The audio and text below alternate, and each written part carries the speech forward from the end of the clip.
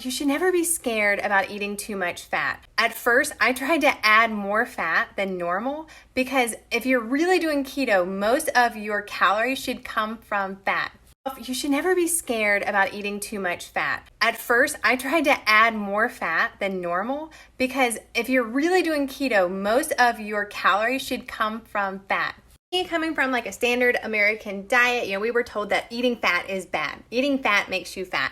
So part of it was like a mindset shift where I started realizing, okay, healthy fats keep me full, help me boost my metabolism, help me with my cravings. So if I add this throughout my day, I'm actually helping my body in so many ways. Talk about veggies and the keto diet. I personally fill up on more vegetables whenever I'm doing keto or low carb, but it changes what vegetables, I guess. If you're thinking about potatoes and corn and things like that aren't really vegetables, then yes, you're not going to eat those. But if you're talking about broccoli and squash and onions and tomatoes, like those kinds of vegetables, they have fiber. They do have some carbs, but I'm more of a lazy keto. So I personally am not tracking those carbs. If they are low carb vegetables, I eat them unlimited. So that's why, broccoli, green beans, things like that, you'll want to put those on your plate. You'll want to add healthy fat with them. Broccoli is so good with butter, and that actually helps you absorb more of the vitamins in the broccoli. So don't limit your vegetables. Some of my favorite low carb vegetables: broccoli, cauliflower, onions, mushrooms, zucchini, squash, cabbage, lettuce, peppers, and green beans. What are some of your favorites?